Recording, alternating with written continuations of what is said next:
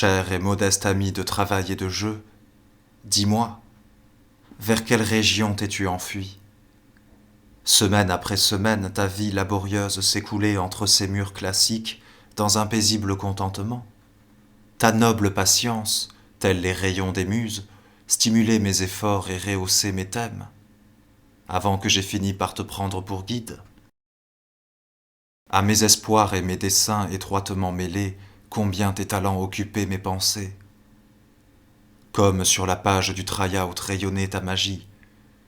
Malgré tes manières calmes et tes discours brefs, je pourrais bien te dire rédacteur en chef. Quelqu'un jugerait-il ton rôle léger ou bas? Douterait-il de l'éclat de ton ardeur céleste? Qu'il examine d'un œil perspicace les annales des innombrables années passées. Ce fut une araignée qui secourut le chef de l'islam quand il dut fuir l'ennemi dans une grotte. Et la fière Écosse ne saurait mépriser l'humble animal qui aida son monarque à s'élever. Même le un maudit doit parler en retenant son souffle de celui qui sauva le vieux Frédéric de la mort. En bref, on trouve l'araignée trônant en grande pompe, amie des 9 muses et gardienne des grands. Mais toi, compagne éprouvée de mes heures laborieuses, où as-tu grimpé avec tous tes pouvoirs magiques? Quelle étrange vision de ta cervelle d'araignée t'a-t-elle poussé à quitter notre misérable sphère de chagrin? Chaude était ta demeure, et bien disposé ton repère. Le boire et le manger assurés avec un tendre soin. Les mouches savoureuses étaient-elles trop rares et espacées? Ou le pétrole laissait-il à désirer?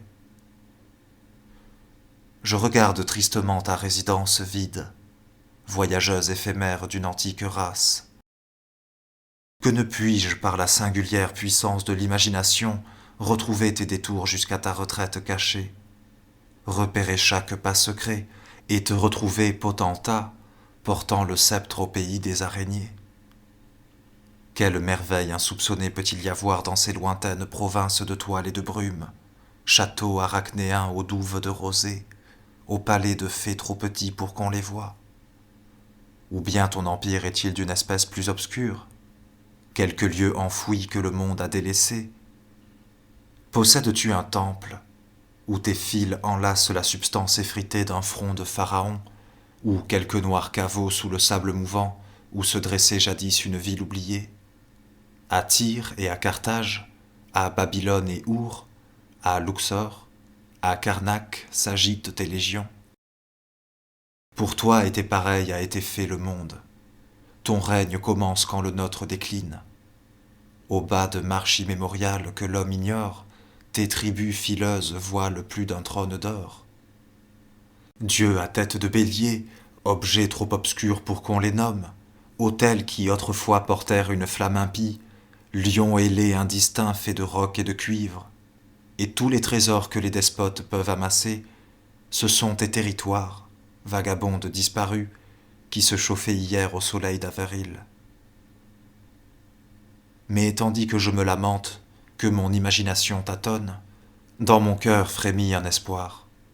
Car Pan, le généreux, qui gouverne le monde printanier, souvent rend les bonheurs depuis longtemps perdus. J'attendrai, content, espérant qu'il ramène ma fidèle araignée au retour du printemps.